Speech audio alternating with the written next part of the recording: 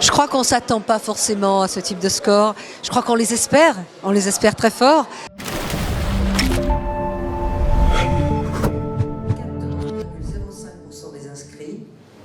La liste de Sophie Joissin, passionnément aixois, 20 930 voix, 47,35% des exprimés, 21,44% des inscrits.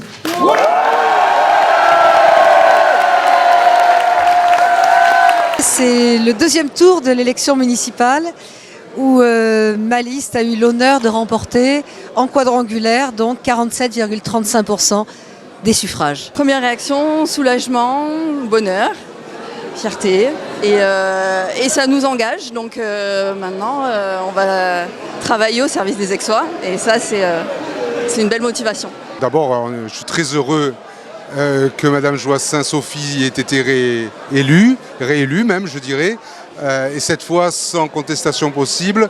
Là 47% quadrangulaire, c'est vraiment un résultat sans appel à mon sens.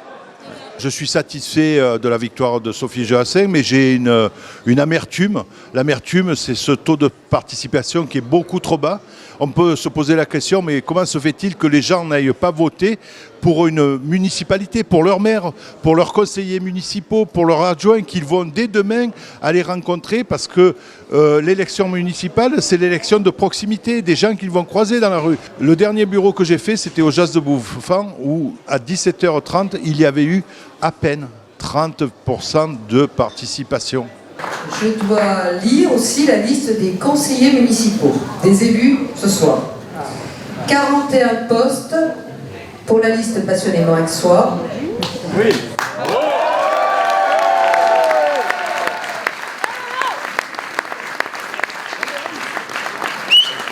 9 postes pour la liste Aix-Avenir. 3 postes pour la liste Agir pour Aix. Et 2 postes pour la liste Aix pour vous. Nous, notre but, c'est d'avoir un maximum, évidemment, d'élus.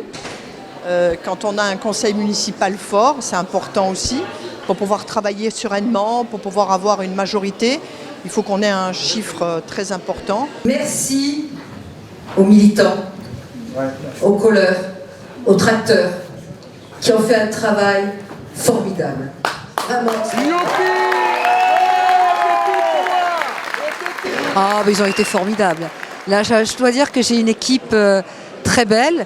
L'équipe de la majorité, donc, qui se termine ce soir, puisqu'on a une nouvelle majorité à partir de ce soir, a aussi énormément travaillé et je tiens à lui rendre profondément hommage. Tous les projets qu'elle a proposés aux Aixois et aux Aixoises, eh bien, on va se mettre immédiatement au travail pour justement faire ce qu'on a dit. Sur une ligne programmatique, nous avons tout de même de très beaux projets, terminer le Faubourg, terminer la rénovation urbaine sur Ancagnane, continuer, il y a la Biennale qui va s'ouvrir le 3 avril.